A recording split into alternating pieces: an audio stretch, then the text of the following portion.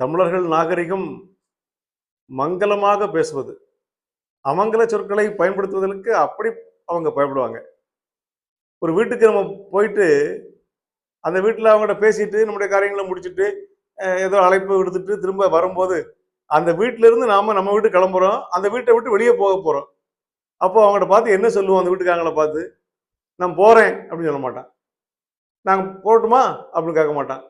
சில பேரு கொஞ்சம் மங்களமா கிளம்புறோம் அப்படிம்பாங்க. அப்புறம் நாங்க கிளம்புறோம் அப்படிம்பான். இன்னும் உச்சகட்டத்துக்கு போறவங்க அந்த கிளம்புறோங்க வார்த்தையும் சொல்றது இல்ல. "வரட்டுமா?" அப்படிம்பான். "வர்றேங்க. சார் வர்றேன் சார். வர்றேன் முத்துமணி" அப்படிம்பாங்க. "வரட்டுமா?" இப்பதானே போறான். போகும்போது வரட்டுமா என்று எதிர்ச்சொல்லாக சொல்றது. அவன் செய்யற செயல் வெளியே போவது. நம் வீட்டை விட்டு வெளியே போறது. ஆனா சொல்லுவது வரட்டுமா? வர்றேன். வருவேன். வர்றோம். வர்றோங்க அப்படி சொல்றாங்களே, எதிர்மறையாக பேசினால் கூட அது மங்களமாக இருக்க வேண்டும் என்பதற்காக. அதுக்கு இன்னொரு பொருளும் இருக்கிறது. மீண்டும் சந்திப்போம், மறுபடியும் வருவோம். இதோட ஒரே போக போயிட மாட்டோம். வருவோம் என்பது குறிப்பதற்காக இப்படி எல்லாம் இனிமை நிறைந்த தமிழாக இருக்கிறது.